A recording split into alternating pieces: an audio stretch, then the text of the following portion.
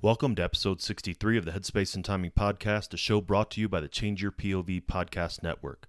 On this episode, fellow mental health professional Tom Ayala and I have a conversation about his experience working with veterans in Oregon and some of the unique situations that he has seen in working with veterans in his practice.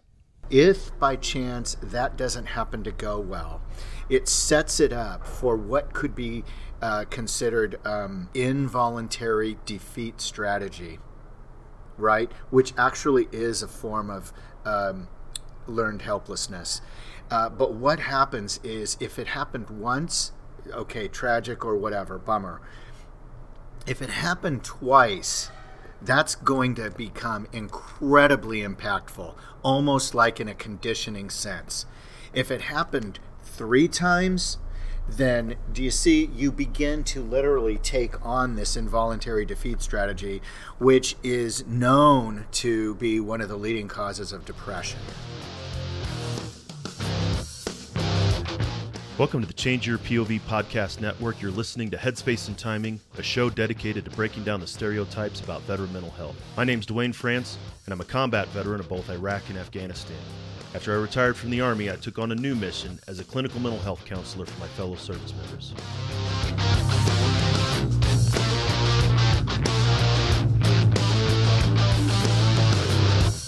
If you served in any branch of the military, you're familiar with the M2 machine gun, the 50 cal. It's one of the most effective weapons in the military's arsenal. If the weapon's headspace and timing wasn't set right, however, it was just a huge useless chunk of metal. Veterans can be rendered inoperable if their headspace and timing isn't set correctly either. That's my goal with this show, to change the way that we think and talk about veteran mental health and reduce the stigma against seeking support.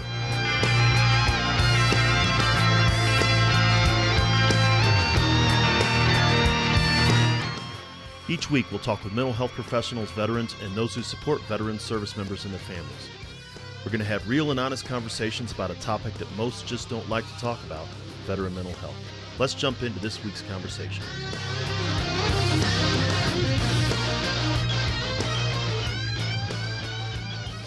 Hey everybody, welcome back to the Headspace and Timing podcast. Once again, and as always, really appreciate you taking the time to learn about and listen to conversations about veteran mental health. Today we are doing a live recording on location, so we really don't know what's going to kind of happen, and we're just going to roll with it. But my guest today is a mental health professional. His name is Tom. Tom Ayala is a practitioner in Oregon, and we're going to kind of get into his story here a little bit. So, Tom, welcome to the show. Thank you very much. It's really an honor to be here. No, I appreciate you taking the time to hang out. Tom and I actually met yesterday. We're currently in Atlanta at the American Counseling Association conference, and Tom and I met as part of the Military and Government Counseling Association Development Institute, and Tom and I had communicated some, and Tom works with veterans in a couple different unique capacities. But before we get into that, Tom, I'd like you to introduce yourself a little bit. Okay, very good. Well, thank you, Dwayne. My name is Tom Ayala, and I'm an outpatient mental health clinician in rural Oregon.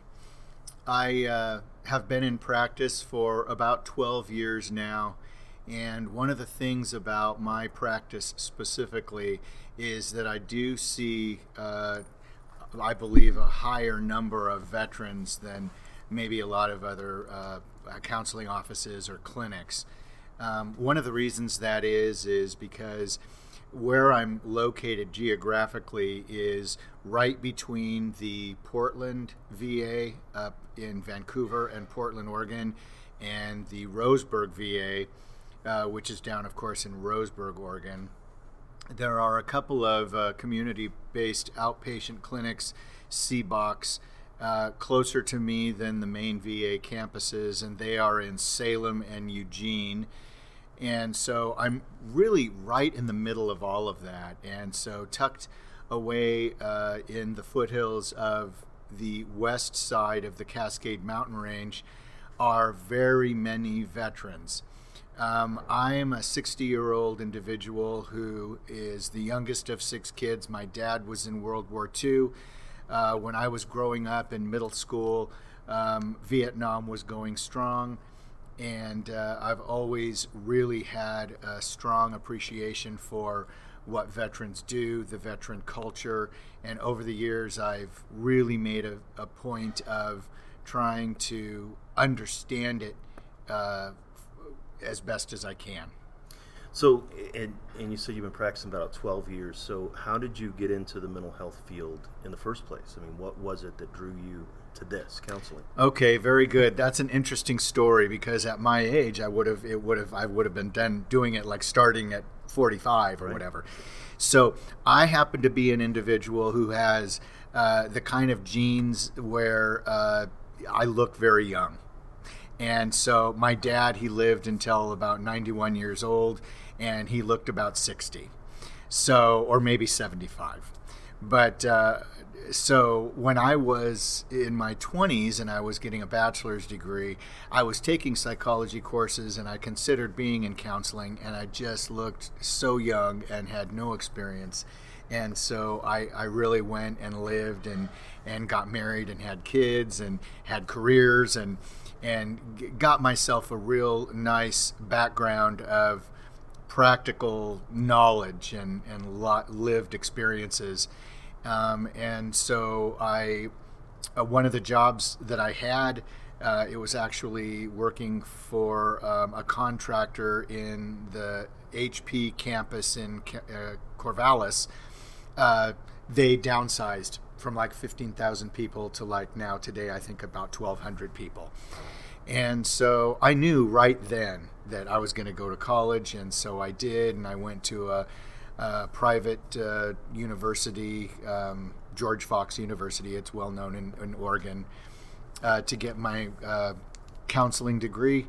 And I did my clinical internship at the Eugene CBOC. And from there, it was just a given that I was going to never turn down a veteran when referred to my practice. And I'm proud to say that even today, to date, that I haven't turned down a veteran. I've turned down a lot of other people who have other different kinds of insurance, Blue Cross, Aetna, Cigna, etc. But my heart really has a pretty strong affinity for the veteran population, and it means a lot to me. So you were planning on, as early as an undergrad, you were thinking that this was the career. It didn't work out. You said that you were in middle school when Vietnam happened, obviously, and that made an impact on you as a young man. When you went back to school for counseling, did you anticipate that? Was it focus on veterans? Did you want to go work with veterans, or is that just sort of how the internship happened? It's sort of just how the internship happened. Now, my dad, he is a World War II veteran for 40 years. I went to his World War II reunions, and that was every other year. And so I went to about 20 reunions where I've seen so many of my long, good friends, my dad's friends, who are passed away now. But that was a venue where pretty much everything that they never talked about to their families, if you found the right circle at one of those reunions and got to sit in on that, you would gain a wealth of knowledge as to what it might have been like for them. No, I can imagine that, especially 20 years ago you started to go, or when you did, but then you saw them age over time. Did you see a change in that? Like, when did you first start going to the reunions? I remember specifically it was in San Diego, and it was 1983. Okay. So that's about the time when really the Vietnam veterans started to, the welcome homes, right? The mid-'80s, Reagan said we're finally bringing people home. Did you see a shift in the World War II veterans towards Vietnam veterans, or was there much discussion about that? There was empathy. I think veterans are so connected just generationally.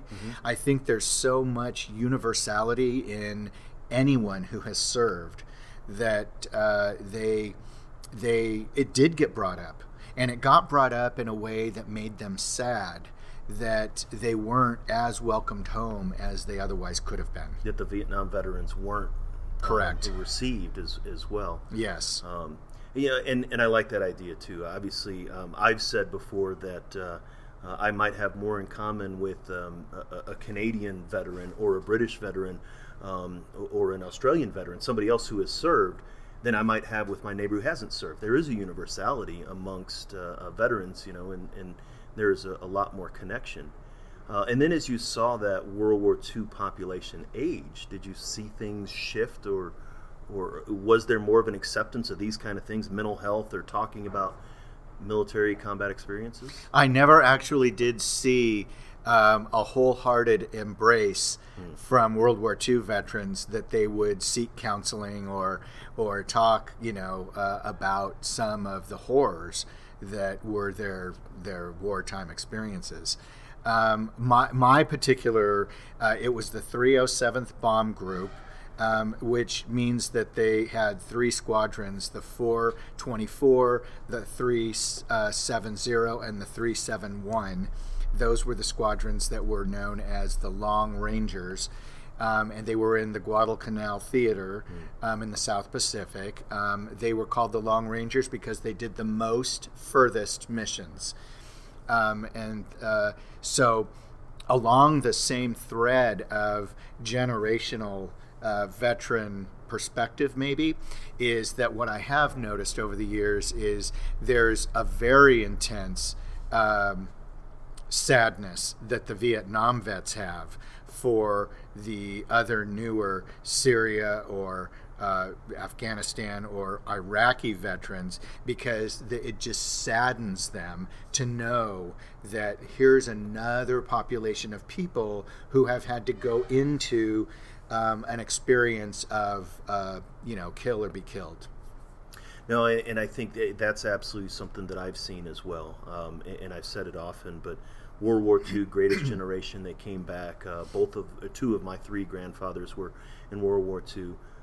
They didn't come doctors, but one was a tailor and one was a mechanic, and they built good lives around their families. So it was that sort of stoicism, and we'll kind of put it, but they were accepted, right? They were celebrated in many ways.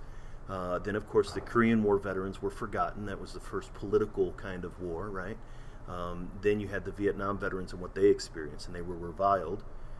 And then the cycle begins again. So the Gulf War I veterans forgotten. Cold War veterans really feel like they're in that in between a World War II and a Vietnam generation, between Vietnam and post 9/11.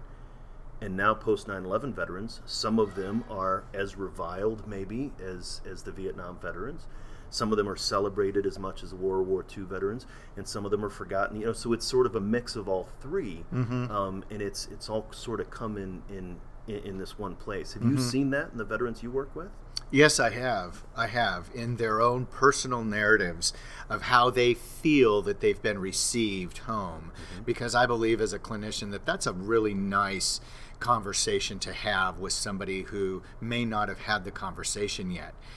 Because if you're not going to talk about how well received you're feeling coming home, the reintegration process just, how can it begin without you getting some notion that my military experience is over, and in order for me to be at some level of peace, I psychologically do need to go into the process of reintegrating myself back into civilian life. Right, and you're talking about the T word, right? That transition. I mean, transition is thrown around. Everybody talks about transition, but it really is just like any other transition, but it's deciding to leave the military behind and create a new life. And many veterans, again, in my experience, what I hear you saying is a lot of veterans will remain in that pre-transition mindset for a period of time. You and I were talking earlier, it seems to be much less now, but it's still years. Yes, absolutely. There's 2 things that you're making me think of. One is how this whole conversation is a complex and multi-dimensional topic, right?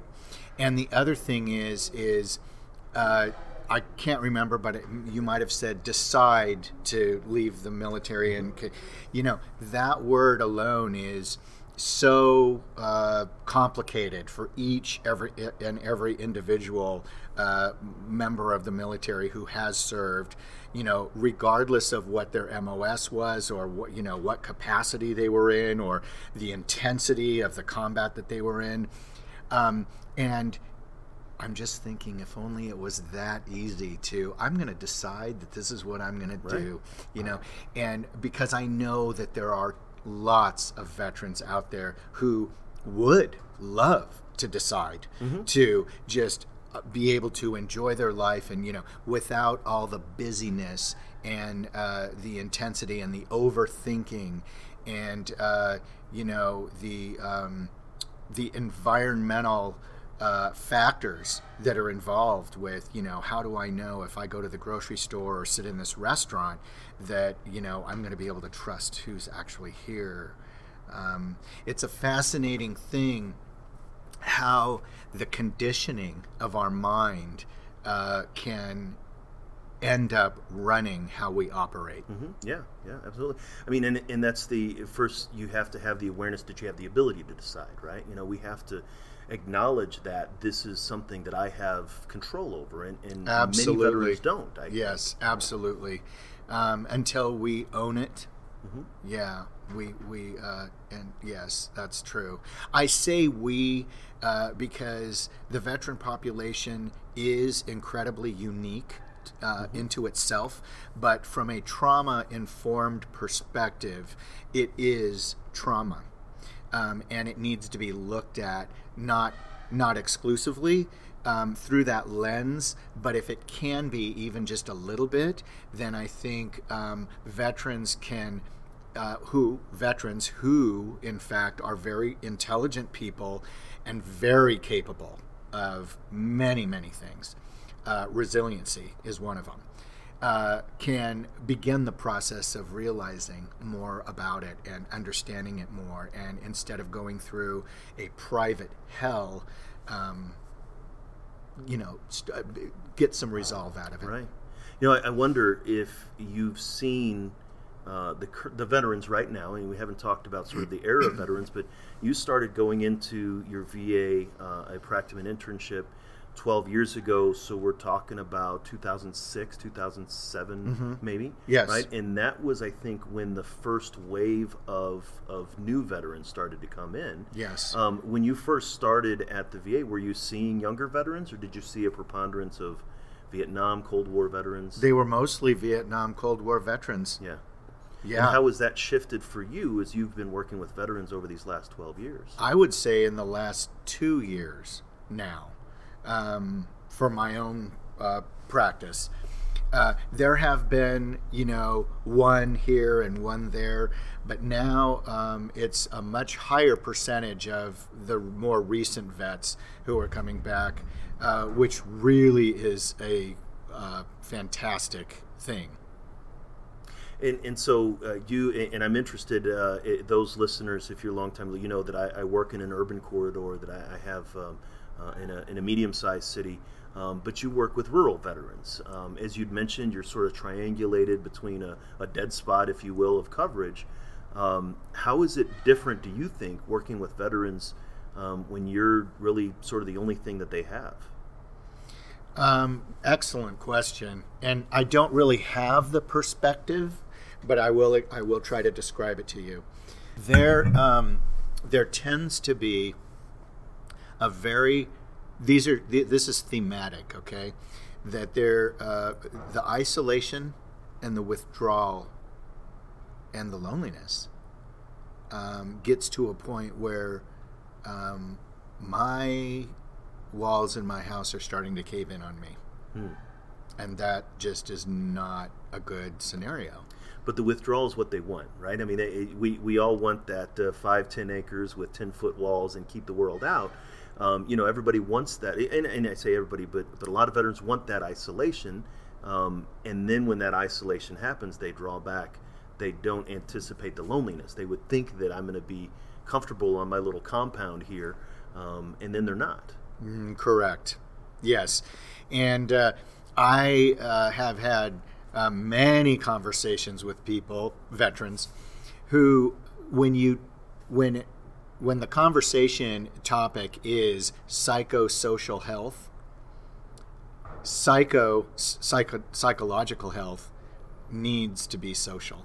I mean, we as cultural beings need to, and so where do we begin to kind of reframe our mindset from my battle buddies, and this is what my culture used to be like in the military, which was very structured, very team-centered, very social. Yes, very social, but in a different way, because there's a lot of perspective now that out in civilian life, it's dog eat dog and every man for himself, and I don't know where to fit in. And so it's I don't know how to manage this, so I'm going to simply withdraw. I'm going to take a step back and retreat in many ways. I think as part of this, for those of you listening, I presented the documentary acronym, and in one of the scenes, and Tom saw it yesterday, but in one of the scenes that wasn't shown, they were talking about how horses are herd animals, right? And if you take a horse and put them miles away in a pasture by themselves, then likely that horse will sicken and ultimately die, and because they are such a pack animal. And humans are likely the same, right? If we withdraw ourselves and we put up all these barriers and the moats and and everything else, then we're withdrawing ourselves from that societal thing. And so in many ways, I think it's helpful. Yeah, it's unknown. I don't know how to figure it out, but you can figure it out. You figured it out in the military, but now you can figure this out too. Is it that, and I guess in my sense, and correct me if I'm wrong for the veterans, do they not know that they have that capability? Do they forget maybe that they have that capability? It becomes two things. One, kind of an enmeshed, rigid thinking process, right? Followed by a little bit of, now, I don't know, tell me if this isn't going to make sense, but when I'm in an intense environment, right, and there's things that are going on around me that I don't necessarily like or that I think are bad, then when that's over, it's likely that I could be inclined to overcompensate that by becoming a little bit compulsive in my control. No, it's as when you said that, and I'm thinking of firefights, or I'm thinking in very, we didn't retreat from them, but we tried to control them as much as we could. Overwhelming force, call for fire, get the helicopters, the aircraft, the UAVs. Let's control this as much as we can. And so, yes, in those very intense moments, we did as much, and we feel frustrated if we can't exert control in those moments. Right? Yes. So if we're pinned down, learned helplessness and all that. Exactly. And so then it's hard to transition that. And I'm thinking very specifically my tour in Afghanistan to now I'm a place where I can't control or I shouldn't control things. Another quick story. Not to that degree. Right, not to that degree. But it would be any shift away from control was uncomfortable. Sure. When I was in Iraq and I had a 15-month tour in Iraq, I was one of the top 2 enlisted people in the company, a company of 130. So usually when I said something, people did it, right? It was the operations sergeant says do. And so then I went home on mid-tour leave, and then there's my wife and my kids. Nobody would listen to me. Nobody would pay attention to it. The cats wouldn't listen to me. And it was frustrating. I remember there was a conversation. I was like, telling my wife, like, don't you know who I am? Like, I pointed to and she was like, I don't care, right? Yeah, but there was that, and some of it was, I couldn't shift away from, because I had to go back to Iraq, and so I had to keep that control mindset, and so there's that whipsaw back and forth, and then that just compounds and compounds. You mentioned learned helplessness. I think that's a really good way to describe. So I'm just going to go for this scenario here where it's a firefight. It's maybe not going as well as it can. I need to stay in the kind of control that is going to make sure that I'm doing my role to make sure my buddies are safe and that, I'm not going to sit down on my job, right? That when that kind of intensity for any individual kind of sets into your mind, that is incredibly powerful. And if by chance that doesn't happen to go well, it sets it up for what could be considered in psychology involuntary defeat strategy, right? Which actually is a form of learned helplessness. But what happens is if it happened once, okay, tragic or whatever, bummer. If it happened twice, that's going to become incredibly impactful, almost like in a conditioning sense. If it happened 3 times, then do you see, you begin to literally take on this involuntary defeat strategy, which is known to be one of the leading causes of depression. So it's not that I stop playing to win, I start playing to not lose. Yes. Right? And there's this, and this is something that my veterans, I'm sure you've heard it, we hope for the best but plan for the worst, yes, right? Yes. And we stop, at a certain point, we stop hoping for the best and we just simply plan for the worst. That's why we got 3 AT4s and Claymores and everything. And we just assume that every time that we get out, we're going to get into a fight. And then it's very insightful we then stop playing to win and we just play to not lose. And it seems like a subtle shift, but you're right. That can, if I assume that I'm going to be defeated, that's my starting point, then that's going to keep me locked in that defeated mindset. Yes, it will. And if you transfer that from the battlefield to the living room couch, then the curtains are closed and I'm sorry, I can't seem to get up from the couch. In employment, right? I'm going to go into an interview, I'm assuming they're not going to give me the job. That's the involuntary defeat strategy. That's a defeat mindset, right? Yes, it is. I am not. I'm going to go to the VA. They're not going to listen to me. And it reminds me. Negative. Yes. I'm so sorry, but this is. When I start interrupting, I'm getting passionate. That's good. About No, this. that's what this is about. And so it's also includes the power of attraction. The power of attraction, where if you're thinking the outcome before it even has a chance to play out, there is this power that, okay, well, if that's what you're thinking, then self-fulfilling prophecy. Yes, be careful what you're thinking. And this is something even with that. So that pessimistic mindset, that negative outlook. Right. For someone who's naturally optimistic, and as we're talking about learned helplessness, of course, this is Seligman, and I've written about this. I'll leave links to that in the show notes. But this is the idea of if I'm a natural optimist and I don't know how to be a pessimist, and so when I start thinking negatively, it's uncomfortable for me. It's sort of like a pessimist that has good things happening, it's uncomfortable for them. And so if someone has a naturally skilled and positive outlook but gets worn down through learned helplessness, through this defeat mindset, they're not used to operating like that. No. And they get uncomfortable. Yeah. And to take that one step further, the people that know them, like if a veteran is deployed, they come back, they are a little bit defeated. They're just, oh my God, Greg is just not the same, you know what I mean? And the family completely doesn't understand it. And it's not really going to be articulated as to what, has gone on. Because Greg isn't going to talk about No. it. His wife's not going to talk about it. The kids aren't going to ask about it. Right. And so it's just this big unspoken thing that's in the middle of the house, and it just grows bigger and bigger and bigger. Yeah.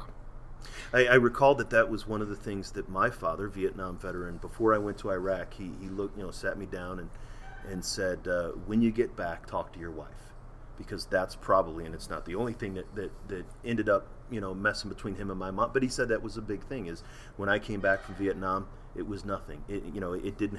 He really kept it to himself. And I see a lot of the same thing. Spouses aren't familiar enough with this. They don't understand this. They see the movies. They, and so the caregivers become more isolated, or the spouses become more isolated. We saw that again in the movie yesterday. That spouse said she kept it to herself, that her husband had PTSD. She didn't want anybody else to know. Well, there was a shame associated with it. Right. And it's just incredible how many people, I just write it on a little sticky note, Brene Brown, you go look at those videos, on vulnerability and shame, and they come back to the office and go, oh my gosh, my perspective is completely different. And I go, now take this and really work with it. Because if you know what we're talking about? Trust. No, absolutely. Yeah.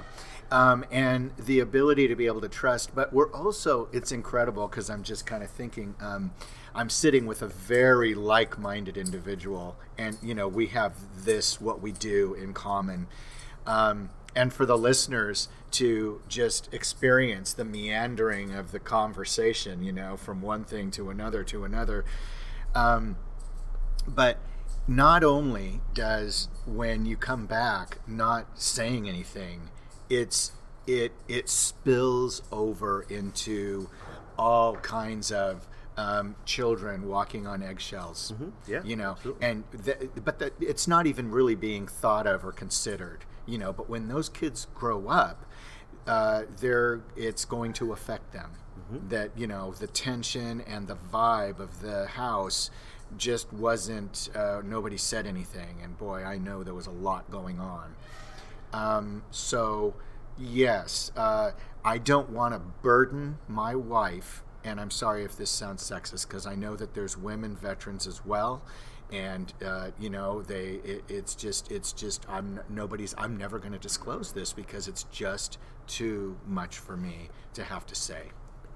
It's good that you bring up women veterans. A portion, I think a significant portion, I don't have the exact numbers, but they're dual military, right? And so she's a combat veteran, he's a combat veteran, and so there's no need to talk to each other about this because we both kind of know, even though everybody has a unique experience, right?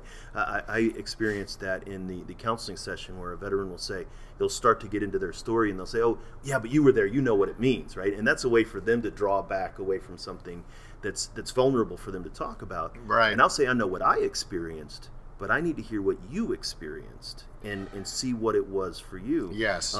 But a lot of times, combat vets will sort of like pass in the night, like, oh, they'll get to a certain point in the story, and then they'll be like, and you know what happened next. Yes. And then they'll pick it up on the other side of that. That's the last place they should stop, too. Right, exactly. Yeah. And that's the space. Yes. And so there's this natural, not only is it a physical withdrawal, it's sort of trying to navigate through these minefields in our minds and our past. It becomes a form of avoidance. Exactly. And what we're talking about is the psychodynamic properties of talk. And I'm so inclined to say talk therapy, but it doesn't even need to be therapy. It doesn't need to be in a therapeutic setting. It just needs to be with a trusted individual. Psychodynamic means I'm talking, but my ears are hearing the words come out of my mouth, and then my brain is trying to really work what I'm going to say next, but I'm hearing it. And then it turns into like a qualifier to validate, is this even my truth? Right. I explain it to my veterans in that when you get it out of your head, in whatever way you get it out of your head, if you speak it out loud, then you can validate it or invalidate it. Yes. If you get it out of your head and you write it down, if you get it out of your head and record it like we're doing here, get it out of your head and play a song. But if you get it out of your head, and you're able, and it's actually out here in the world, you're able to see the shape of it, the truth of it in many ways.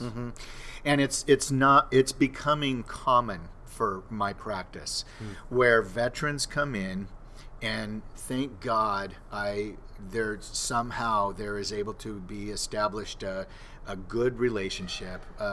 Clinically, we'd call it a therapeutic alliance, whereas they do start talking. And they become emotional, and it's safe.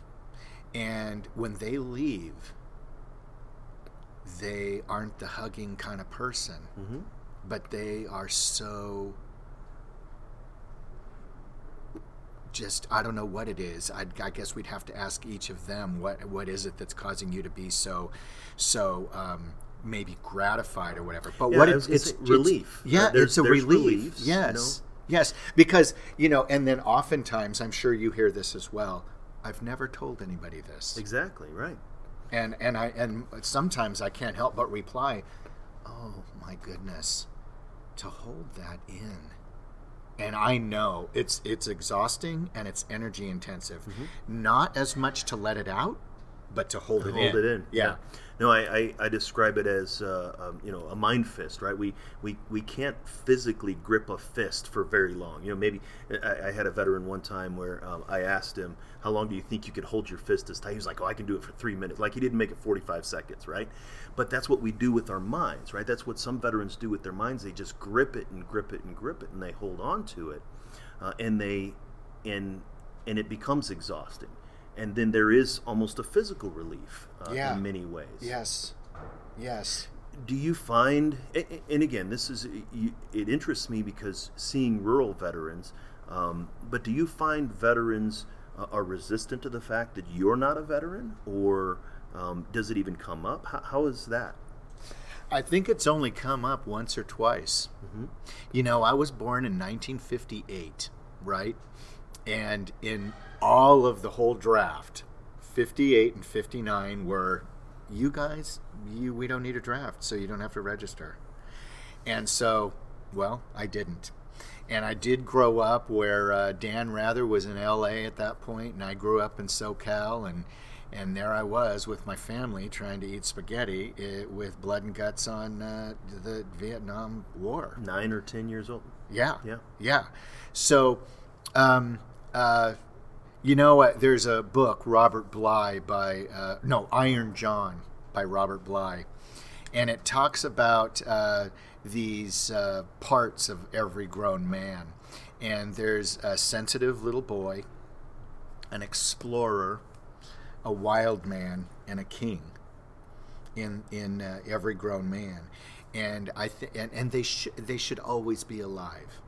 The sensitive little boy is an endearing quality. The explorer is what keeps us from boredom. A wild man is alpha male. And a king is when we're a mature adult who can behave accordingly, with being kind of the head of our family and kind of in control of our lives. So there's enough diversity there. You know what I mean? That when people come to me, and no, it really rarely comes up. It just doesn't seem to be an issue. I think what they're looking for really might be, and you said this just an hour ago, that if they are going to be able to appreciate the benefit of having somebody sit with them in a private place where they can speak freely and actually be listened to, that's just, I don't care what context you apply that, it's going to be beneficial. So, and what I hear in that is that once a veteran makes the decision that I'm actually going to reach out and sit down and talk to somebody, who that person is really doesn't matter. And so when I hear the veterans who say, I'm not going to go see anybody unless there's a combat vet, they may not be the point where they're actually going to sit down and talk to anybody. And I've seen that, right? Where, well, I say, okay, I'm a combat vet, give me a call. And they don't, because, and I've said it before on the show here, a veteran doesn't need a real good reason to avoid therapy. Any reason could be a good reason. And it's encouraging to hear that the veterans that you've worked with over the last 12 years haven't made it the issue. I think you were telling me before that someone was just saying, I'm tired of being this way, or I'm tired of living like this. Right. I feel stuck. Yeah. Seems to be something that comes up. We can come up with excuses for anything, but it is a simple type of avoidance. That I'm not their person, and it's not going to be their time. But I've done incredible work with hundreds of veterans, I think, at this point. because really now at this point in my career, my practice, I'd have to say I'm focusing the largest percentage of it on veterans. So that should just simply not be an issue. Right. And I really don't feel like it. I mean, it's interesting that we're talking about it right now, but you know, when a brand new veteran who's been out in my lobby, it's time for them to come through the door, they're not thinking about whether they care who, you know, they just want to have a reasonably competent counselor who can try to relate to who they are. And so even picking that up, I mean, a reasonably competent counselor, somebody that takes the time to understand veterans, right? Mm-hmm. Takes the time to understand the experience of veterans. Again, in going back to our earlier conversation from before we started recording, of, you know, I came from the military side and I learned clinical skills. You develop clinical skills and then learn the military aspect of it. That's another big thing that, again, as we're here, mental health professionals who are going to work with veterans need to understand the unique nature of veteran culture. There is no question about it. It's almost, I'm trying to think of a way to describe it, but you know, for me personally, it's been in my heart. And so therefore I was curious and I was interested in knowing something that I wasn't really that aware of. And I'm still learning it. You know what I mean? I'm still interested in it. I'm still trying to pick up every little tidbit that I can. It's interesting because any counselor is going to start developing themes. If you're a child play therapist, if you're, you know, somebody who, you know, does pastoral counseling, it doesn't really matter what type of counseling that you're doing. If you become, if you're a lifelong learner and you're continuing your education and you focus on your population, then you are going to pick up some of the necessary themes that are involved that can help your population connect with you. No, and I think that's very important. It comes to mind some of our colleagues who, well, I know trauma, and so therefore I should be able to, you know, veterans, you know, went through trauma. I know trauma, so veterans are right for me. And it's not a one-to-one, but they believe that, I mean, there's a rigidity. I mean, we're humans. We believe in what we know. But if somebody is so comfortable as maybe requiring the veteran to change to the way they view things rather than adapting the way they view things to the veteran, that can get in the way.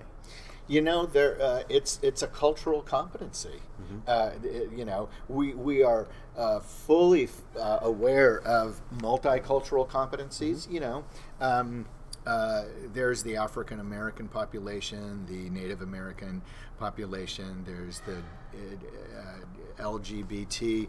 You know, and they all do have their idiosyncratic nuances. You know, of how they operate. I'll give you a good example of how, for me, veterans get a pass on something because it's just that's not going to be an issue for me. That if someone is coming to me and they have complex PTSD, maybe even coupled with a traumatic brain injury, they miss their appointment. That's okay. You know, that's, you know, Joe, it's okay, you know. Oh, but I'm so sorry I missed it. Please don't drop me as a client, mm-hmm. You know. No, I'm not going to, you know. And just lo and behold, their next appointment we put on the calendar, oh my God, they missed it. Joe, it's okay. And it's always going to be okay. And I think that kind of flexibility just adds to the comfort. Well, thank you so much for that, because I was really, really worried, and it's like, no, it's okay. I mean, I'm not going to get so rigid that I'm going to expect you to, and I know the VA does that. You know, because many, you know, private providers do that. I mean, and and this is an issue of, a dead hour or things like that. I mean, but not every veteran is going to do that, and so they think that if they can't make allowances for some, that's non-judgmentalness, right? That's not being so rigid that I'm going to judge you.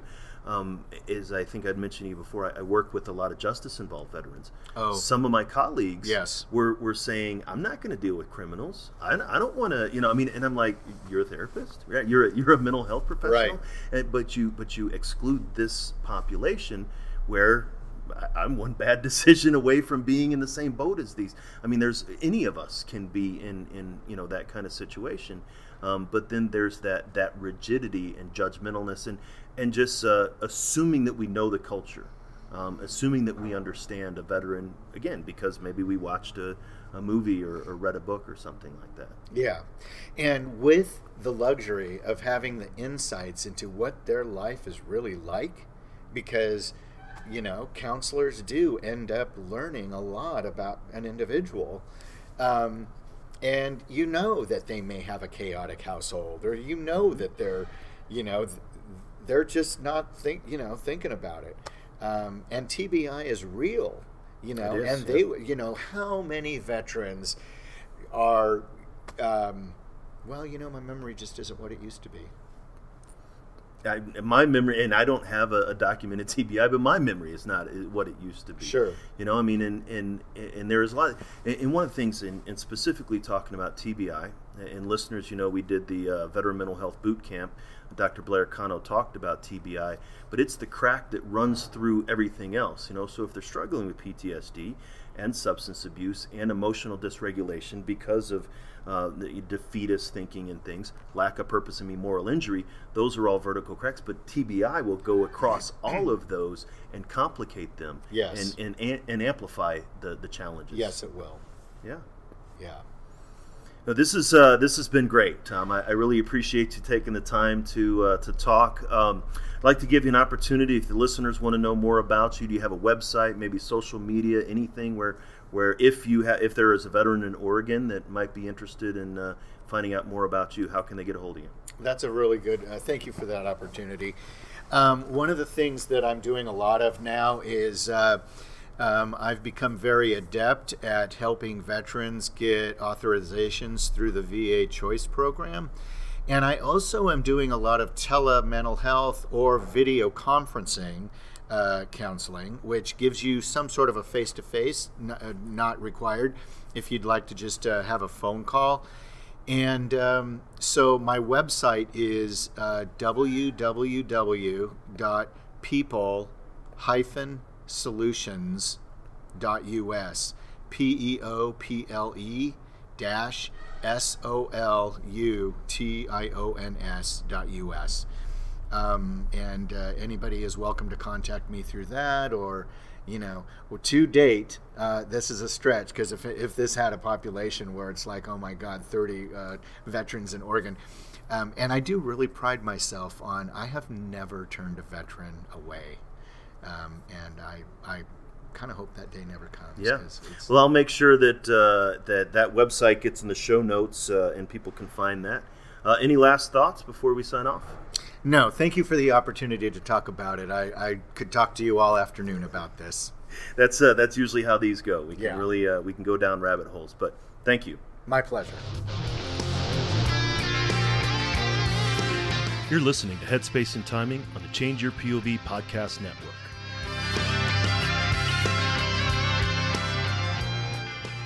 A great episode where Tom and I really get into what we're talking about.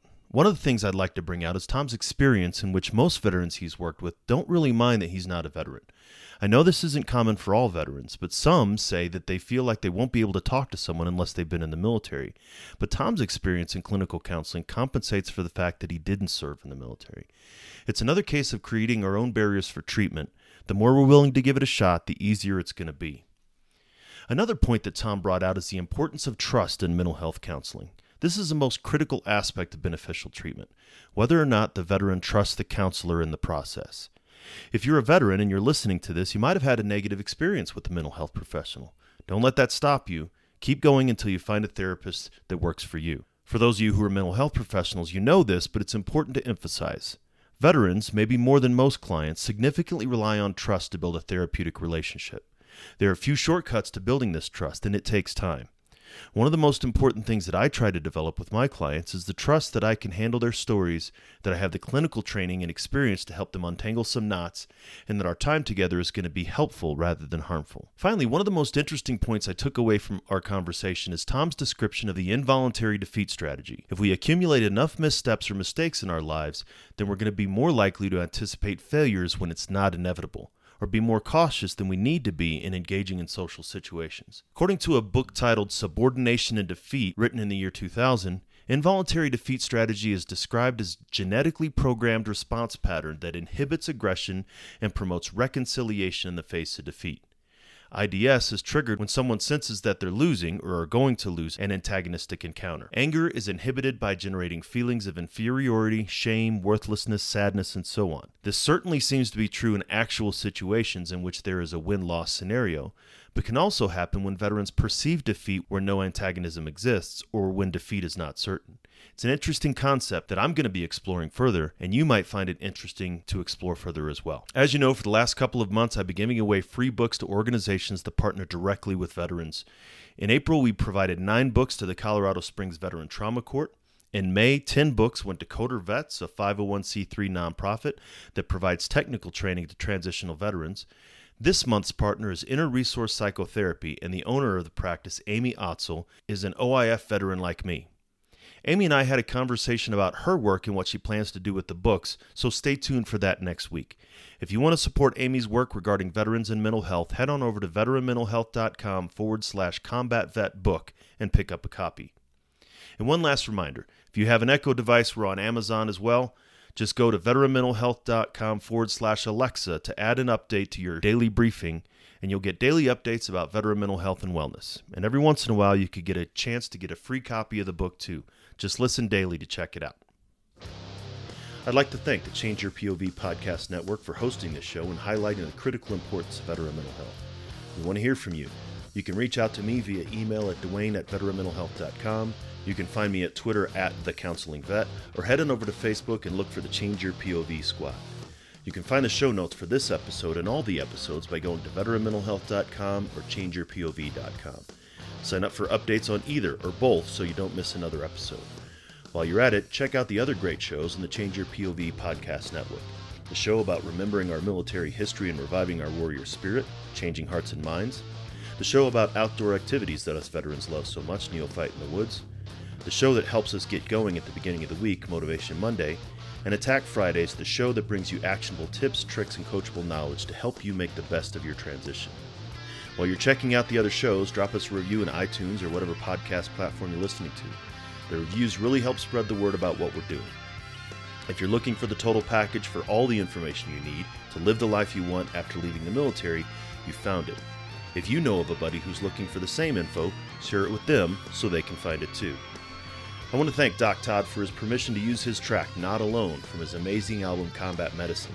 Doc Todd is somebody who's trying to bring veteran mental health out of the darkness and into the light, and you can get the album by going to therealdoctodd.com. Check it out, because remember, veterans, you're not alone. Ever.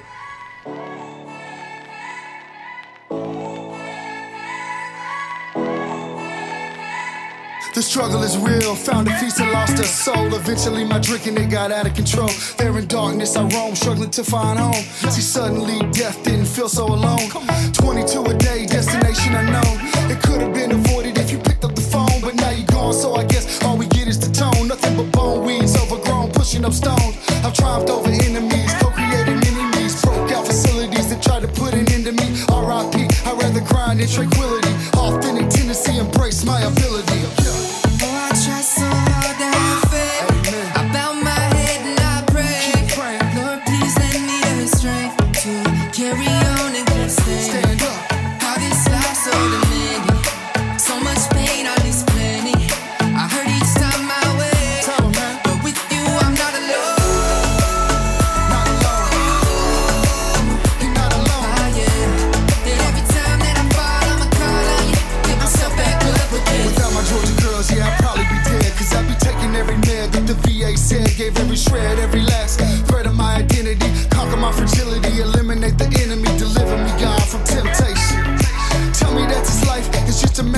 fix, need a facelift, back to basics, vision LASIX. I only feel alive when I hear the bass kick. Oh, I try so hard to have faith.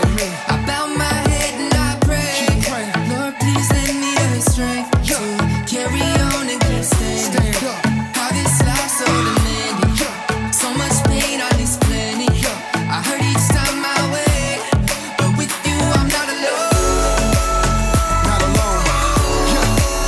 You're not alone. Oh yeah, and every time that I fall, I'ma call on you, pick myself back up again. Yeah, just pick up the phone, you're not alone. Just pick up the phone, you're not alone, man. Just pick up the phone, you're not alone. Yeah, pick up the phone, I'm right here. And I love you guys. Take those bottles out, dog, and pour them in the sink. Take the needles out your arm and the gun away from your forehead. It's time, man, you've been through enough pain, stand up. It's time to stand back up. All my veterans, man, Army, Marine Corps, Navy, Air Force, Coast Guard. Get up, you know. Oh,